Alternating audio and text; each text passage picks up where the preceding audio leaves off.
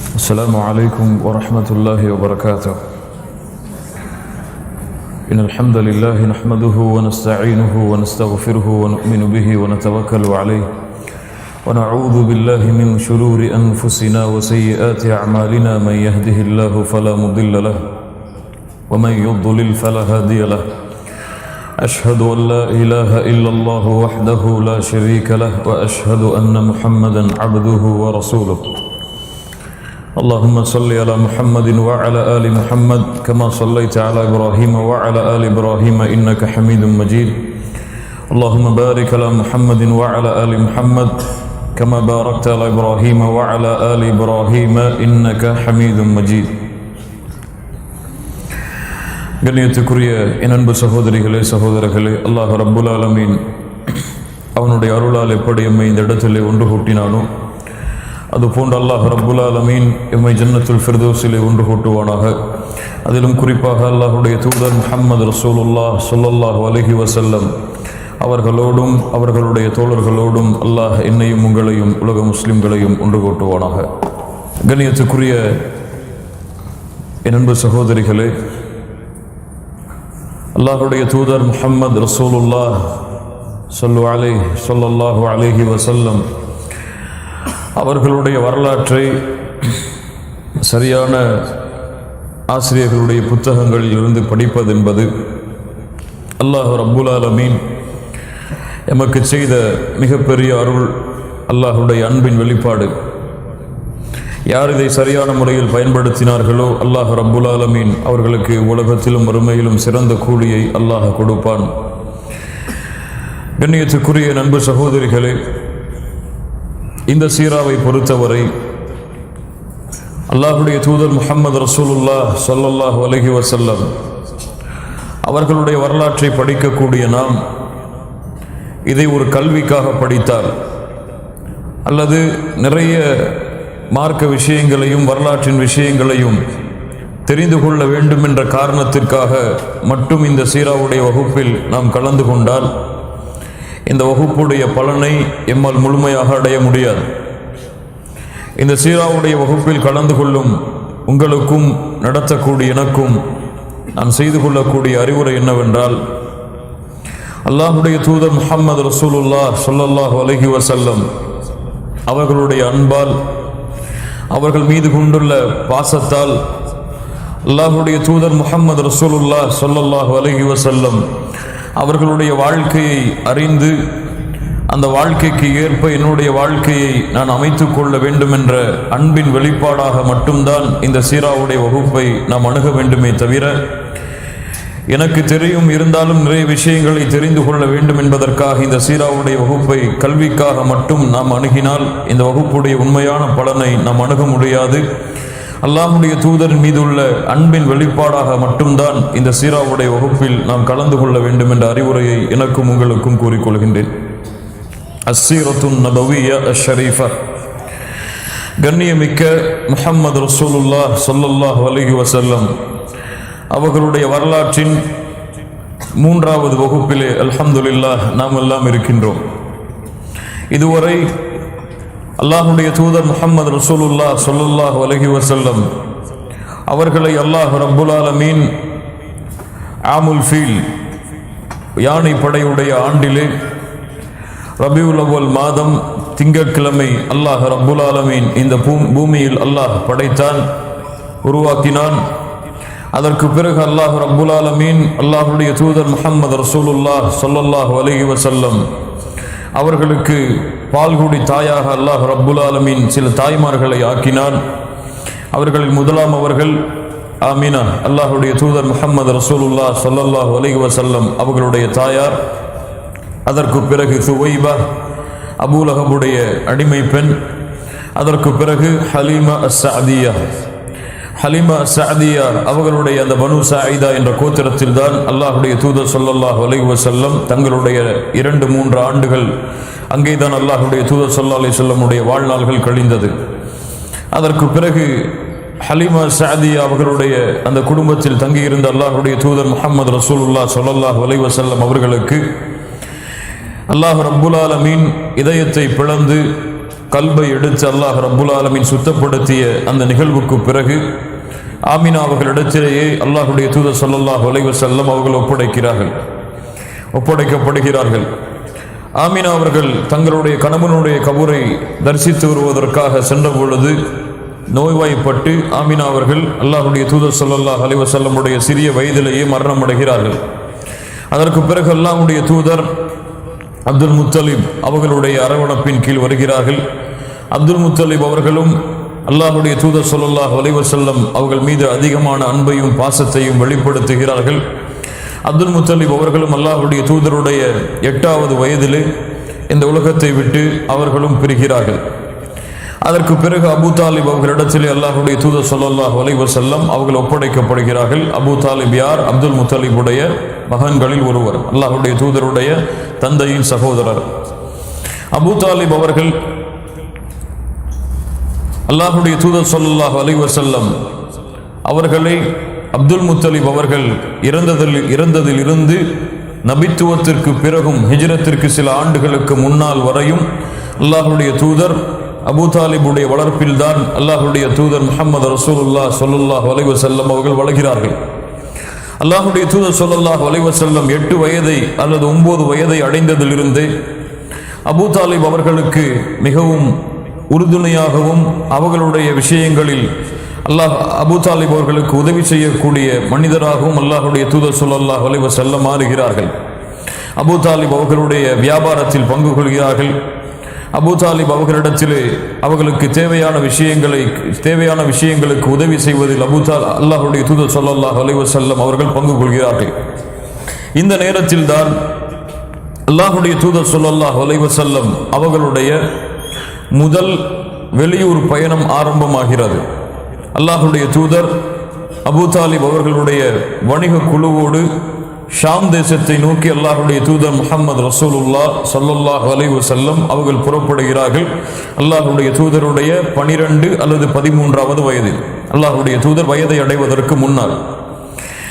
கண்ணியத்துக்குரிய நண்பு சகோதரிகளே, அரபுகளை பொறுத்தவரை 2 கால சூழ்நிலைகளுக்கு ஏற்ப தங்களுடைய பயணத்தை அவர்கள் அமைத்துக் கொள்வார்கள். அல்லாஹ் ரப்புல் ஆலமீன் அதைத்தான் அவனுடைய புத்தகம் அல் குர்ஆனில் அல்லாஹ் சொல்லுகின்றான், லிஇலாஃபி குரைஷ் இலாஃபிஹிம் ரிஹ்லத்தஷ் ஷிதாஇ வஸ்ஸைஃப்.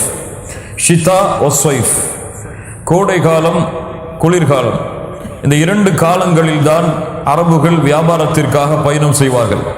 ஷிதா குளிர்காலத்திலே யமனை நோக்கி வியாபாரத்திற்காக அரபுகள் பயணம் செய்வார்கள். வஸ்ஸைஃப் கோடை காலத்திலே, அதிகமாக வெயில் இருக்கக்கூடிய காலத்திலே ஷாமை நோக்கி அரபுகள் பயணம் செய்வார்கள். அஷ்ஷிதா வஸ்ஸைஃப். ஸைஃபுடைய இந்த கோடை காலத்திலே ஷாம் தேசத்தை நோக்கி அல்லாஹுடைய தூதர் முஹம்மது ரசூலுல்லாஹ் ஸல்லல்லாஹு அலைஹி வஸல்லம் அவர்களையும் அழைத்து கொண்டு அபூ தாலிப் அவர்கள் தங்களுடைய வியாபார குழுவை கூட்டிக் கொண்டு பயணமாகிறார்கள்.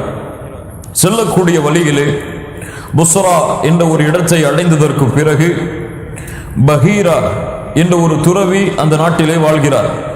இவரை பொறுத்தவரை இவரை அதிகமாக மக்களுடைய நடமாட்டங்கள் இருக்கக்கூடிய இடத்தில் பார்க்க முடியாது.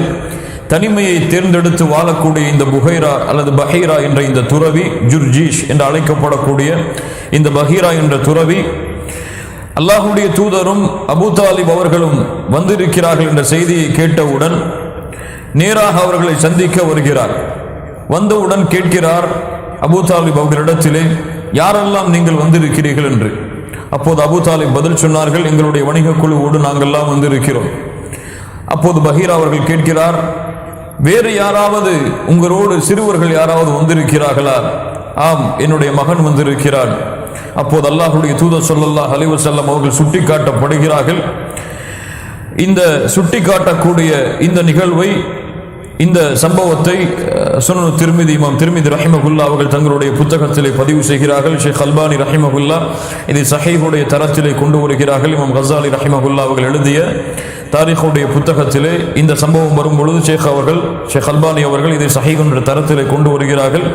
ஹாஃபித் இப்னு ஹஜர் ரஹிமஹுல்லாஹ் அவர்களும் இந்த சம்பவத்தை சஹீஹுடைய தரத்திலே கொண்டு வருகிறார்கள். இமாம் திர்மிதி அவர்கள் பதிவு செய்கிறார்கள். ஷேக் அல்பானி அவர்களும் ஷேக் ஹாஃபித் இப்னு ஹஜர் ரஹிமஹுல்லாஹ் அவர்களும் இந்த சம்பவத்தை சஹீஹுடைய தரத்திலே பதிவு செய்கிறார்கள். பின்னால் இந்த சம்பவத்துடைய விரிவான விளக்கத்தை இன்ஷா அல்லாஹ் பார்ப்போம்.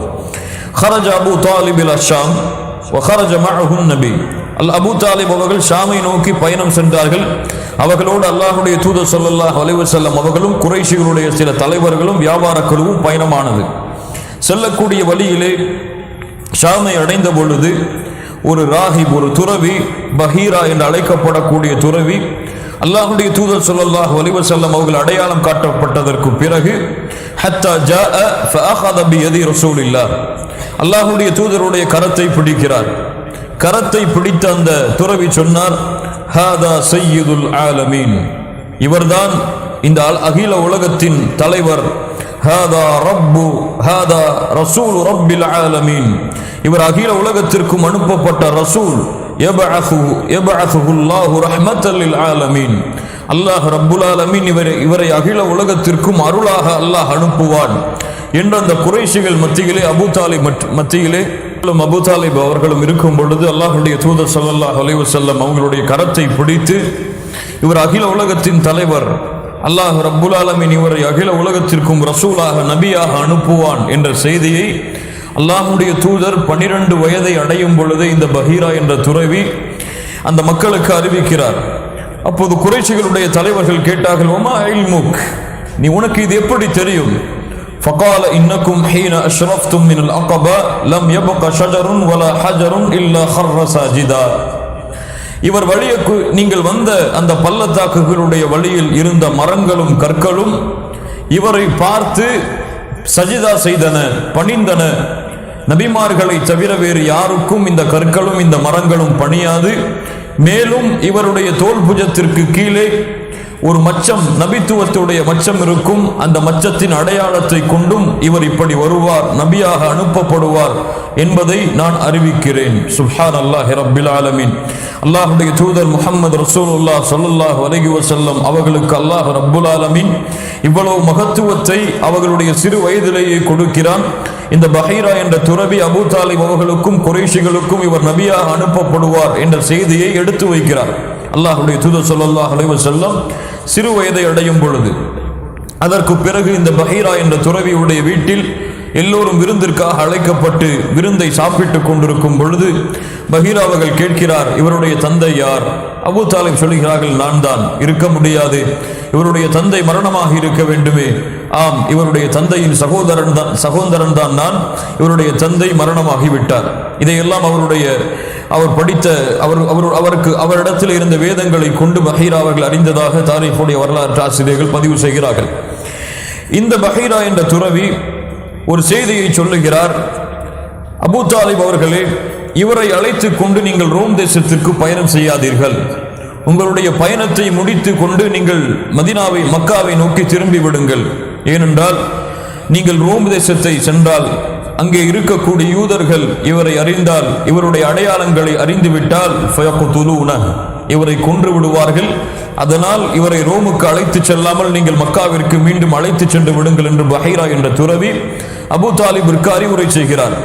அபூ தாலிப் அவர்கள் இதை கேட்டவுடன் தன்னுடைய பிள்ளையின் மீது கொண்டிருந்த பாசத்தால் அவரை பாதுகாக்க வேண்டும் என்ற காரணத்தால் இமாம் திர்மிதி ரஹிமஹுல்லாஹ் பதிவு செய்கிறார்கள், அபூபக்கர் ரலியல்லாஹு அன்ஹு, பிலால் ரலியல்லாஹு அன்ஹு அவர்களோடு மக்காவை நோக்கி மீண்டும் அல்லாஹ்வுடைய தூதர் ஸல்லல்லாஹு அலைஹி வஸல்லம் அவர்களை அபூ தாலிப் அனுப்பி வைக்கிறார். இந்த சம்பவத்தில் இருக்கக்கூடிய பிரச்சனை என்னவென்றால், ஷேக் அல்பானி அவர்களும் ஷேக் ஹாஃபித் இப்னு ஹஜர் ரஹிமஹுல்லாஹ் அவர்களும் இந்த சம்பவத்தை சஹீஹுடைய தரத்தில் கொண்டு வந்தாலும் இன்னும் சில மார்க்க அறிஞர்கள், குறிப்பாக இமாம் தஹபி ரஹிமஹுல்லாஹ் அவர்கள் இந்த சம்பவத்தை ஏற்றுக்கொள்ளவில்லை. ஏனென்று சொன்னால் அவர்கள் சொல்லக்கூடிய காரணங்கள் ஒன்று, பிலால் அவர்களோடும் அபூபக்கர் அவர்களோடும் அல்லாஹ்வுடைய தூதர் மக்காவை நோக்கி திருப்பி அனுப்பப்பட்டார்கள் என்ற வரக்கூடிய இந்த நிகழ்வு, இமாம் தஹபி ரஹிமஹுல்லாஹ் சொல்லுகிறார்கள், பிலால் அவர்கள் அந்த காலத்திலே பிறக்கவே இல்லை. பிலால் அவர்கள் பிறக்காத பொழுது பிலால் அவர்களோடு எப்படி அபூ தாலிப் அனுப்பி வைக்க முடியும்? அதுவும் அபூபக்கர் ரலியல்லாஹு அன்ஹு அவர்களும் சிறிய வயது. அல்லாஹ்வுடைய தூதர் ஸல்லல்லாஹு அலைஹி வஸல்லம் அவர்களோடு தான் அபூபக்கர் அவர்களுடைய வயதும் நெருக்கமாக இருக்கும்.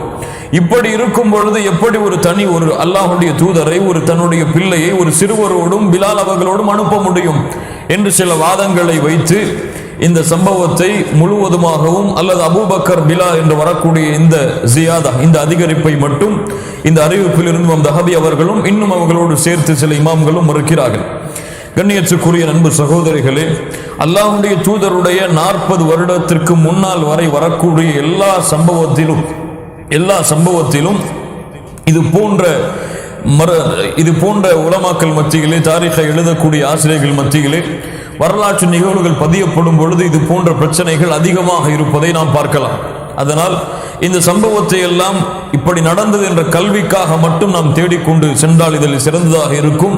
இந்த கருத்து வேறுபாடுகளில் நுழைந்தால் இது சரியா தவறா என்று பார்ப்பதிலேயே நம்முடைய நேரங்கள் கழிந்துவிடும். அதனால் சுருக்கமாக இதை சில இமாம்கள் மறுக்கிறார்கள், சில இமாம்கள் இதை ஏற்றுக்கொள்கிறார்கள்.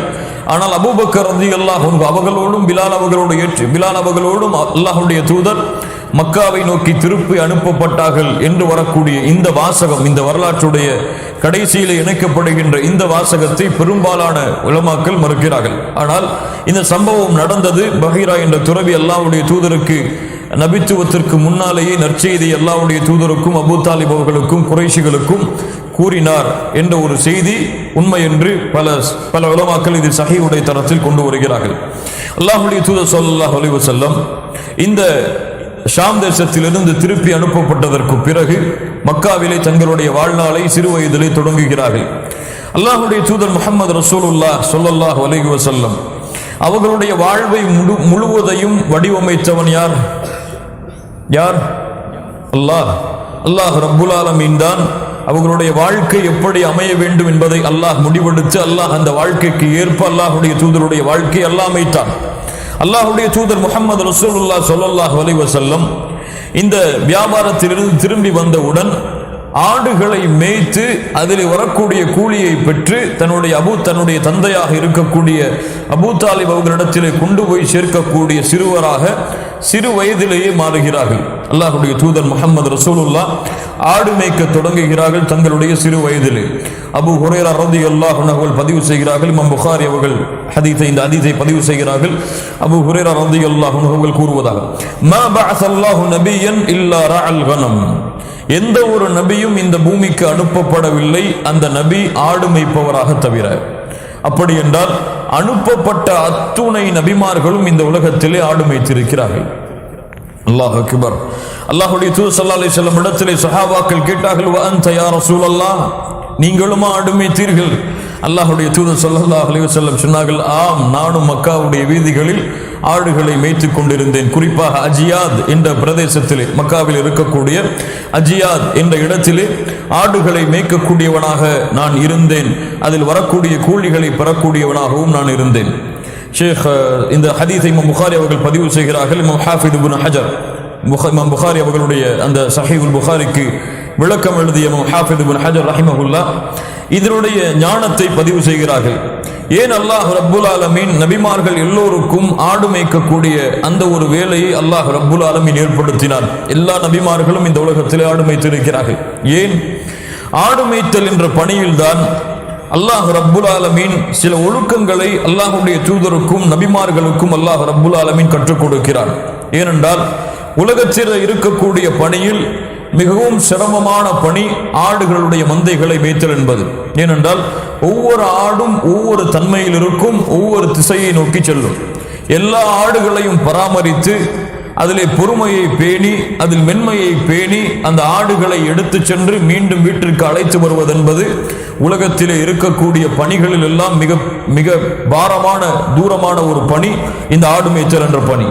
இந்த பணியிலிருந்து பொறுமையை கற்றுக்கொள்ளலாம். இந்த பணியிலிருந்து ஒரு சமூகத்தை எப்படி ஒன்றுபடுத்துவது பல இதயங்களாக இருந்தாலும் என்பதை கற்றுக்கொள்ளலாம். இந்த பணியிலிருந்து மென்மையை கற்றுக்கொள்ளலாம். இந்த பணியிலிருந்து வீரத்தை கற்றுக்கொள்ளலாம். இது போன்ற ஒழுக்கங்களை அல்லாஹ்வுடைய தூதருக்கும் நபிமார்களுக்கும் அல்லாஹ் ரப்புல் ஆலமீன் இதன் மூலமாக ஒரு சமூகத்தை இது போன்று உருவாக்க வேண்டும் என்ற காரணத்தால் தான் மென்மையோடும் பாசத்தோடும் ஒற்றுமையோடும் வீரத்தோடும் ஒரு சமூகத்தை வழிகாட்ட வேண்டும் என்ற காரணத்தால் தான் அல்லாஹ் ரப்புல் ஆலமீன் அல்லாஹ்வுடைய தூதர் முஹம்மது ரசூலுல்லாஹ் ஸல்லல்லாஹு அலைஹி வஸல்லம் அவர்களுக்கும் அவர்களுக்கு முன்னால் சென்ற நபிமார்களுக்கும் அல்லாஹ் இந்த தொழிலை ஏற்படுத்தினார். லா இலாஹ இல்லல்லாஹ்.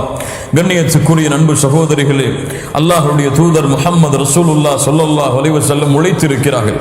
சிறு வயதிலே அவர்களுடைய வாழ்க்கையுடைய மாற்றத்தை பாருங்கள். சிறு வயதிலேயே தன்னுடைய தந்தைக்கு உதவி செய்பவராக, தன்னுடைய தந்தைக்கு வியாபாரத்திலே இணைந்து அவரோடு பணி செய்பவராக, அவரோடு பயணம் செய்பவராக, ஆடுகளை மேய்த்து வரக்கூடிய கூலியை கொண்டு நான் என் தந்தையிடத்திலே சம்பாதிக்காமல் வெறுமனையாக என்னுடைய வீட்டிலே தங்கி இருக்கிறேன் என்பதை காட்டாமல் தானும் உழைத்து தந்தைக்கு உதவி செய்கிறேன் என்ற ஒரு பண்பை அல்லாஹ்வுடைய தூதர் முஹம்மது ரசூலுல்லாஹ் ஸல்லல்லாஹு அலைஹி வஸல்லம் அவர்களுக்கு அல்லாஹ் ரப்புல் ஆலமீன் சிறு வயதிலேயே அல்லாஹ் ரப்புல் ஆலமீன் ஏற்படுத்துகிறார்.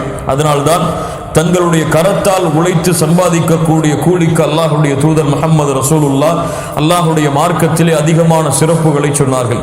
கண்ணியத்துக்குரியவர்களை, இப்படி ஏழ்மையான சூழ்நிலையில் இருந்துதான் அல்லாஹ்வுடைய தூதருடைய வாழ்க்கையை அல்லாஹ் பக்குவப்படுத்தினான்.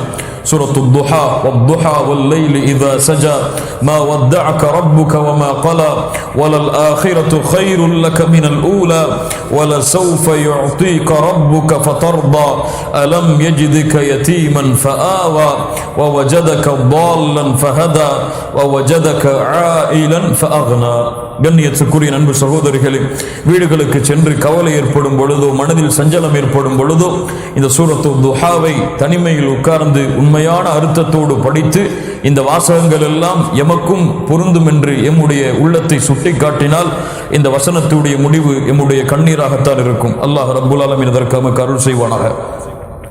அல்லாஹ்வுடைய தூதர் ஸல்லல்லாஹு அலைஹி வஸல்லம் சிறு வயதிலிருந்து அவர்களுடைய பருவ வயதை அடைவதற்கு முன்னால் இருந்து அல்லாஹ்வுடைய தூதர் எந்த ஒரு சிலை வணக்க வழிபாட்டையும் செய்யவில்லை.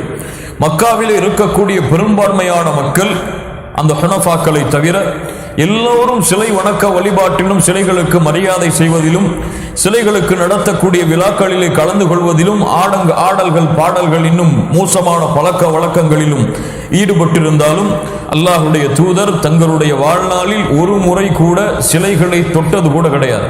சிலைகளை அல்லாஹ்வுடைய தூதர் ஸல்லல்லாஹு அலைஹி வஸல்லம் தொட்டது கூட கிடையாது. சிலைகளுக்காக கொடுக்கப்படும் உணவில் இருந்து கூட அல்லாஹ்வுடைய தூதர் எதையும் சாப்பிட்டது கிடையாது. இமாம் புகாரி ரஹிமஹுல்லாஹ் பதிவு செய்கிறார்கள், அல்லாஹ்வுடைய தூதருக்கு அவர்களுடைய சிறு வயதிலே ஒரு உணவின் விரிப்புக்காக அழைப்பு வந்து வைக்கப்படுகிறது. அல்லாஹ்வுடைய தூதர் ஸல்லல்லாஹு அலைஹி வஸல்லம் சொல்லுகிறார்கள், சிறு வயதிலே வலா ஆகுலு இல்லா மிம்மா ذكر اسم الله عليه தௌஹீத். அல்லாஹ்வுடைய தூதர் சொல்லுகிறார்கள், சிலைகளுக்கு அறுத்து பலியிடப்பட்ட இந்த மாமிசங்களை நான் சாப்பிட மாட்டேன். சிலைகளுக்காக சிலைகளுடைய பெயரை கூறி அல்லாஹ்வின் பெயர் கூறாமல் அறுக்கப்பட்ட இந்த உணவுகளை நான் தொடமாட்டேன் என்று அல்லாஹ்வுடைய தூதர் ஸல்லல்லாஹு அலைஹி வஸல்லம் அவர்கள் சிறு வயதிலே கூறினார்கள் என்று இமாம் புகாரி ரஹிமஹுல்லாஹ் அவர்கள் பதிவு செய்கிறார்கள். அல்லாஹ்வுடைய தூதர் ஸல்லல்லாஹு அலைஹி வஸல்லம் மிகவும் ஒழுக்கத்தோடும் பண்பாட்டோடும் அல்லாஹ் ரப்புல் ஆலமீனுடைய அருளால் சிறு வயதில் இருந்தே வளர்கிறார்கள். அலி இப்னு அபி தாலிப் ரலியல்லாஹு அன்ஹு அவர்கள் கூறுகிறார்கள், இந்த ஹதீஸ் எல்லா வரிசையிலும் அலி இப்னு அபி தாலிப் அவர்களுடைய அந்த ரிவாயத்தின் மூலமாகத்தான் அறிவிக்கப்படுகிறது. இமாம் ஹாஃபிஸ் இப்னு ஹஜர் ரஹிமஹுல்லாஹ் இன்னும் சில முஹத்திஸ்கள் இந்த ஹதீஸை ஹஸனுடைய தரத்தில் கொண்டு வருகிறார்கள். அல்லாஹ்வுடைய தூதர் ஸல்லல்லாஹு அலைஹி வஸல்லம் அவர்களை சொல்லுகிறார்கள், ஐயாமுல் ஜாஹிலியா அறியாமை கால மக்கள் செய்ய நினைத்த சில செயல்பாடுகளை என் வாழ்நாளில் 2 முறை செய்ய முயற்சி செய்தேன். ஆனால் அல்லாஹ் ரப்புல் ஆலமீன் எனக்கும் அதற்கும் இடையே ஒரு தடுப்பை ஏற்படுத்தி விட்டான். அல்லாஹ் ரப்புல் ஆலமீன் என்னை நபியுடைய ரிசாலத்தை கொடுத்து அல்லாஹ் ரப்புல் ஆலமீன் என்னை கண்ணியப்படுத்தியது வரை ஒரு முறை ஆடுகளை மேய்த்துக் கொண்டிருந்த என்னுடைய தோழர்களிடத்திலே கூறிவிட்டு, தோழர்களே, இந்த ஆடுகளை மேய்த்துக் கொள்ளுங்கள், நான் மக்காவில் உள்ளே சென்று வாலிபர்கள் செயல்படக்கூடிய அந்த செயல்பாட்டை நானும் செய்கிறேன். அவர்கள் சொன்னார்கள், நீ போ, நீ செய் என்று. நான் கிளம்பினேன்.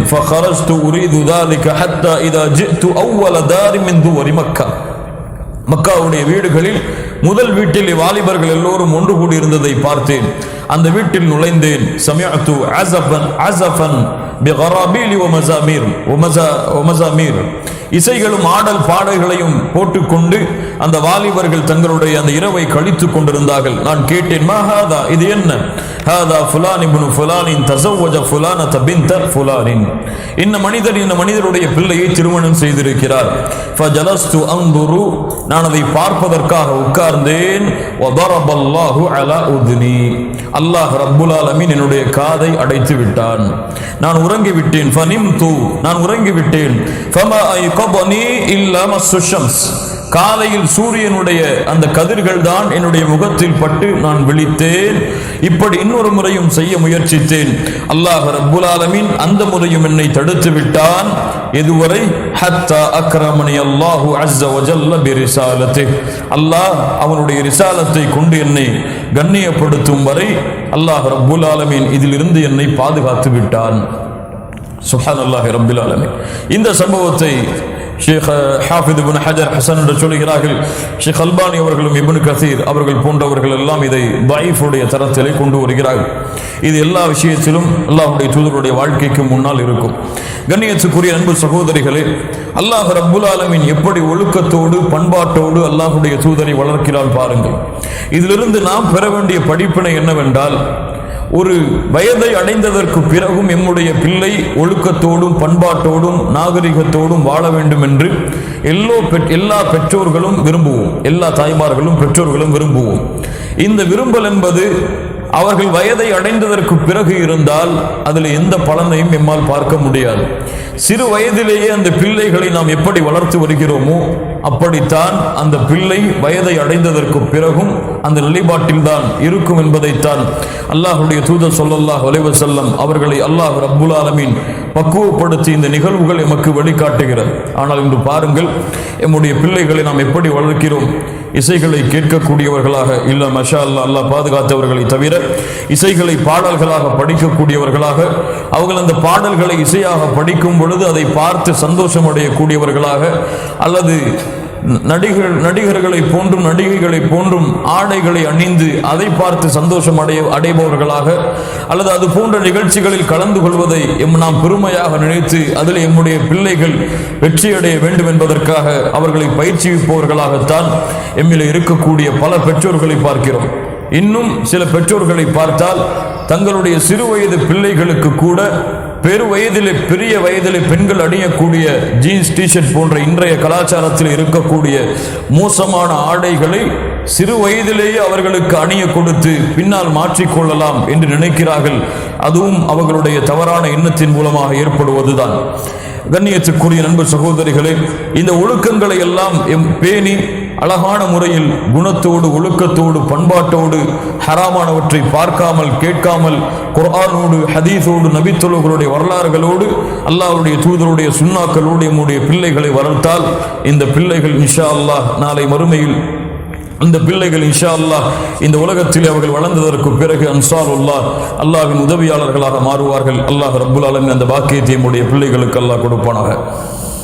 கண்ணியத்துக்குரியவர்களே, அதற்கு பிறகு இமாம் புகாரி ரஹிமஹுல்லாஹ் பதிவு செய்கிறார்கள், அல்லாஹ்வுடைய தூதர் ஸல்லல்லாஹு அலைஹி வஸல்லம் அவர்கள் காபாவை கட்டக்கூடிய முதலாக காபாவை சீரமைக்கக்கூடிய அந்த பணியில் அல்லாஹ்வுடைய தூதரும் அபூ தாலிப் அவர்களோடு இணைந்து காபாவிற்காக செங்கற்களை எடுத்து கொடுக்கக்கூடிய பணியில் அல்லாஹ்வுடைய தூதரும் ஈடுபடுகிறார்கள்.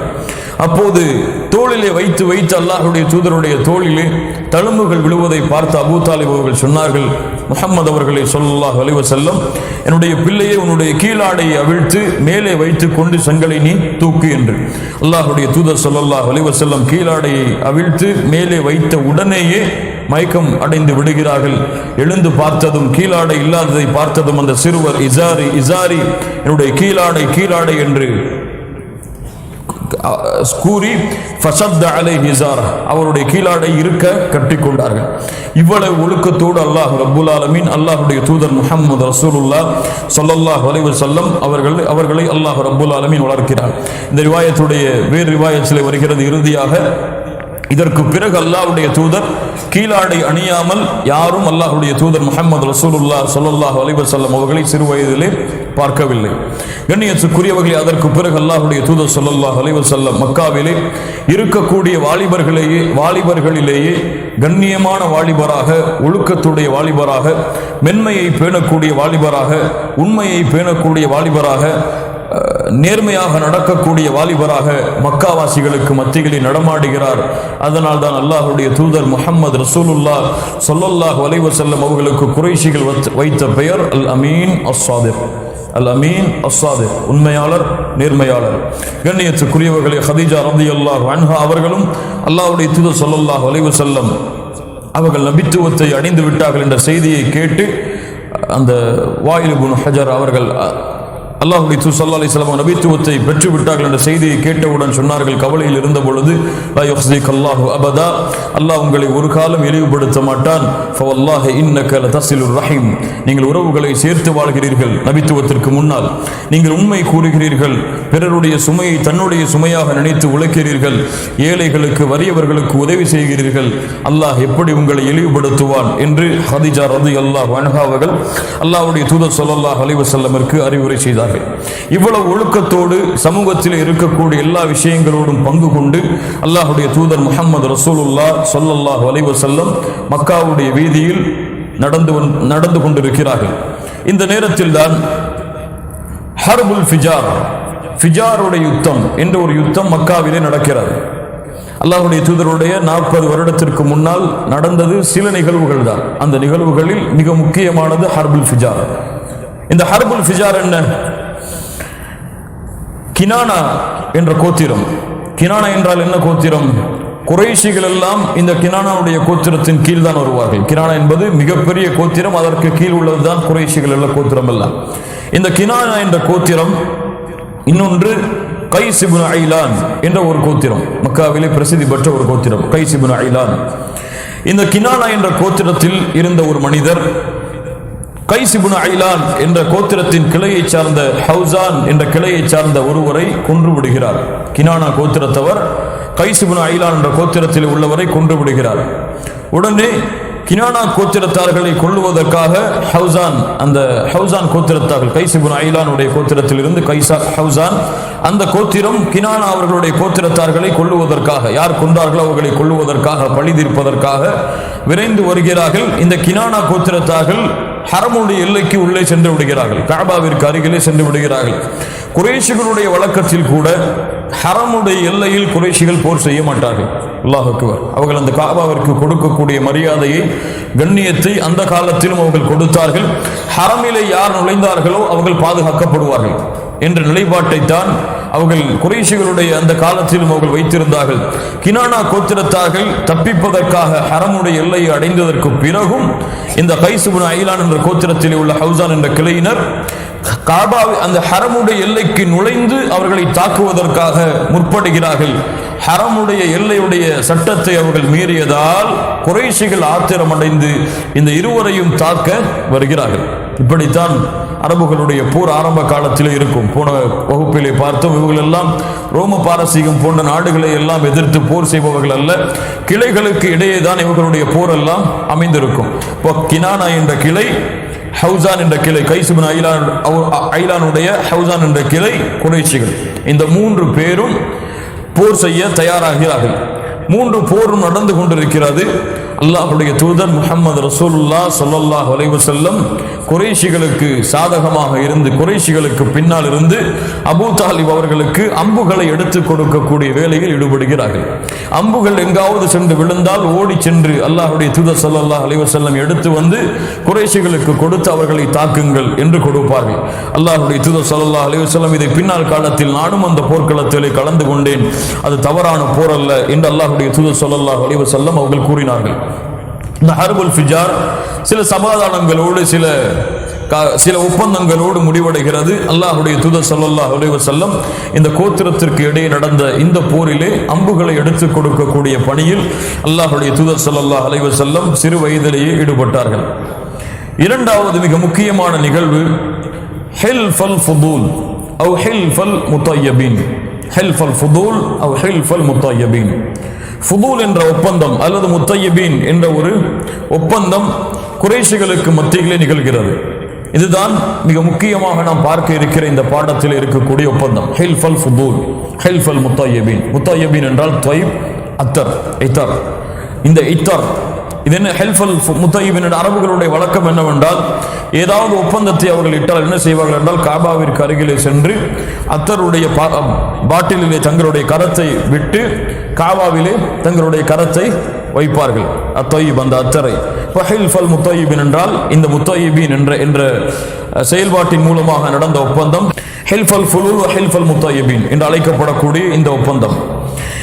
என்ன இதில் நடந்தது? பனி ஜபீர் என்ற ஒரு கோத்திரத்திலிருந்து, யமன் தேசத்தில் உள்ள கோத்திரம் பனி ஜபீர், பனு ஜபீர் என்ற ஒரு கோத்திரத்திலிருந்து ஒரு மனிதர் துல்காதா உடைய மாதத்திலே ஹஜ்ஜிற்கு முன்னால் தன்னுடைய ஊரிலிருந்து சில பொருட்களை எடுத்துக்கொண்டு மக்காவிற்கு வருகிறார். மக்காவிற்கு வந்து அந்த சந்தைகளிலே தன்னுடைய பொருட்களை விற்கிறார். யமனில் இருந்து வந்த இவர் குறைஷிகளை பொறுத்தவரை மற்ற நாடுகளில் இருந்து வரக்கூடிய வியாபாரிகளை சரியான முறையில் நடத்த மாட்டார்கள். அவர்களிடத்திலே மோசடி செய்வார்கள், ஏமாற்றுவார்கள். இப்படித்தான் அல் ஆஸ் இப்னு வாயில் என்ற ஒரு அரபி குறைஷி, அல் ஆஸ் இப்னு வாயில், இவர்தான் அம்ர் இப்னு ஆஸ் ரலியல்லாஹு அன்ஹு அவர்களுடைய தந்தை அல் ஆஸ் இப்னு வாயில். இந்த ஆஸ் இப்னு வாயில் இந்த பனு ஜபீத் என்ற கோத்திரத்தை சார்ந்த அவரிடத்திலிருந்து பொருட்களை வாங்கி பின்னால் காசு தருகிறேன் என்று ஏமாற்றி விடுகிறார். கடைசி வரை அவருக்கு அதற்குரிய ஊதியத்தை கொடுக்கவே இல்லை. அதனால் ஆத்திரமடைந்த ஜபீதருடைய கோத்திரத்திலிருந்து வந்த அந்த மனிதர் காபாவிற்கு அருகில் இருக்கக்கூடிய மலைத்திட்டின் அந்த சந்தையின் மீது ஏறி குறைஷிகளை அழைக்கிறார். குறைஷிகளை அழித்து சில கவிதையுடைய பாடல்களை அவர் ஏமாற்றப்பட்டதற்காக அவர் பாடுகிறார். இதை ஜுபைர் இப்னு அப்துல் முத்தலிப், ஜுபைர் இப்னு அப்துல் முத்தலிப், அப்துல் முத்தலிபுடைய மகனில் ஒருவர், அல்லாஹ்வுடைய தூதருடைய தந்தையின் சகோதரர், சாட்சாவும் கூட. ஜுபைர் இப்னு அப்துல் முத்தலிப் அந்த வார்த்தைகளை கேட்கிறார். கேட்டவுடன் குறைஷிகள் ஏன் இவரை கைவிட்டார்கள், குறைஷிகள் ஏன் இவரை ஏமாற்றினார்கள் என்று இவரை அழைத்துக் கொண்டு குறைஷிகளுடைய தலைவர்களை சந்திக்கிறார். இதற்கு முன்னால் கூட அந்த பனு ஜபீதுடைய கோத்திரத்தார் எல்லா குறைஷிகளுடைய கிளையும் சென்று உதவி கேட்டார். ஆனால் உதவி மறுக்கப்பட்டது. எல்லா குறைஷி கிளையும் அழைக்கிறார். பனு ஹாஷிம், பனு முத்தலிப் போன்ற மிகப்பெரிய தைம், இது போன்ற கிளைகளை எல்லாவற்றையும் அழைத்து ஒரு ஒப்பந்தத்தை போடுகிறார். யாருடைய வீட்டில்? அப்துல்லா இப்னு ஜுதுஆன், அப்துல்லா இப்னு ஜுதுஆன், இந்த கண்ணியமிக்க வயதான இந்த நபருடைய வீட்டில் உட்கார்ந்து கொண்டு பனு ஹாஷிம், பனு முத்தலிப் எல்லா குறைஷி கிளையினரும் சேர்ந்து ஒரு ஒப்பந்தத்தை போடுகிறார்கள். என்ன ஒப்பந்தம்? இனிமேல் யார் எம்முடைய மக்காவில் வந்து வியாபாரம் செய்தாலும், அவர்கள் எம்முடைய நாட்டை சார்ந்தவர்களாக இருந்தாலும், எம்முடைய கிளையை சார்ந்தவர்களாக இருந்தாலும், அல்லது வேறு நாட்டை வேறு கிளையை சார்ந்தவர்களாக இருந்தாலும், அவர்களை யாராவது ஏமாற்றினால் அல்லது ஏமாற்றப்பட்டால் அவர்களுடைய உரிமையை பெற்றுத் தருவதுதான் இந்த ஒப்பந்தத்துடைய அடிப்படை என்ற ஒரு ஒப்பந்தம் போடப்படுகிறது. அநியாயத்திற்கு எதிராக ஒரு ஒப்பந்தம் போடப்படுகிறது. போடப்பட்டு காபாவிற்கு முன்னால் சென்று எல்லா குறைஷி தலைவர்களும் அத்தருடைய பாட்டிலே கையை விட்டு காபாவுடைய அந்த சிவற்றில் அந்த எல்லோரும் தங்களுடைய கரங்களை ஒரே இடத்திலே வைக்கிறார்கள். இதுதான் ஹெல்ஃபுல் முத்தய்யிபின். இதில் என்ன நடந்தது? முஹம்மது ரசூலுல்லாஹ் ஸல்லல்லாஹு அலைஹி வஸல்லம் அவர்களுடைய 20 வயது இருக்கும். அந்த 20 வயதிலே நடந்த இந்த ஒப்பந்தத்திலே அல்லாஹ்வுடைய தூதரும் பங்கு கொள்கிறார்கள். அல்லாஹ்வுடைய தூதர் ஸல்லல்லாஹு அலைஹி வஸல்லம் சொல்லுகிறார்கள், நான் ஆஜரானேன் அப்துல்லா இப்னு ஜுதுஆன் அவருடைய வீட்டில் நடந்த இந்த ஒப்பந்தத்திலே. எனக்கு அந்த ஒப்பந்தத்திலே கலந்து கொள்வது சிகப்பு ஒட்டகங்கள் கிடைப்பதை விட மகிழ்ச்சியாக இருந்தது. சிகப்பு ஒட்டகங்கள் அரபுகளுடைய விருப்பமான வாகனம், மிக விலை உயர்ந்த வாகனம். இது கிடைப்பதை விட எனக்கு இந்த ஒப்பந்தத்திலே கலந்து கொண்டது மகிழ்ச்சியாக இருந்தது. இஸ்லாம் வந்ததற்கு பிறகும் இது போன்ற ஒப்பந்தத்திற்காக அழைக்கப்பட்டால் நான் பதிலளிப்பேன். சுப்ஹானல்லாஹ். இஸ்லாம் வந்ததற்கு பிறகும் இது போன்ற ஒப்பந்தம் நடந்தால் நான் அதிலே பங்கெடுப்பேன். ஒரு வியாபாரி, அவருடைய அநீதம் மறுக்கப்பட்டது. அதற்காக ஜுபைர் இப்னு அப்துல் முத்தலிப் அவர்களுடைய பிள்ளையாடிய ஜுபைர் அவர்கள் குறைஷிகளுடைய தலைவர்களை அழைத்து, இனிமேல் அநியாயம் நடக்கக்கூடாது, அநியாயம் நடந்தால் அநியாயம் நீதியாக மாற்றப்படும் வரை அனைவரும் ஒன்றிணைந்து போராட வேண்டும் என்ற ஒப்பந்தத்தை போட்டவுடன் அல்லாஹ்வுடைய தூதர் ஸல்லல்லாஹு அலைஹி வஸல்லம் சொல்கிறார்கள், நானும் அந்த ஒப்பந்தத்தில் அப்துல்லா இப்னு ஜுதுஆனுடைய வீட்டிலே இருந்தேன். அதிலே கலந்து கொண்டது எனக்கு சிகப்பு ஒட்டகங்கள் கிடைப்பதை விட இன்பமாக இருந்தது. இஸ்லாம் வந்ததற்கு பிறகும் எனக்கு அது போன்று அழைக்கப்பட்டால் நான் பதிலளிப்பேன். இதிலே மிகப்பெரிய பாடத்தை அல்லாஹ்வுடைய தூதர் முஹம்மது ரசூலுல்லாஹ் ஸல்லல்லாஹு அலைஹி வஸல்லம் அவர்கள் எமக்கு கூறுகின்றார்கள். என்ன? இன்று முஸ்லிம்களை பார்த்தால் முஸ்லிம்களுக்கு ஏதாவது பிரச்சனை என்றால் அதிலே கலந்து கொள்வார்கள். முஸ்லிம்கள் ஏதாவது நல்ல திட்டங்களை கொண்டு வந்தால் அதிலே கலந்து கொள்வார்கள்.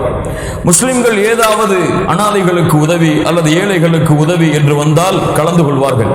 ஆனால் மாற்று மதத்தார்கள் ஏதாவது இது போன்ற நல்ல திட்டங்களையோ நல்ல முயற்சிகளையோ அல்லது நீதிக்கு எதிராக குரல் கொடுக்கும் பொழுது அவர்கள் மாற்று மதத்தார்கள் என்பதற்காக நம்முடைய முஸ்லிம்களில் பலர் கலந்து கொள்ள மாட்டார்கள்.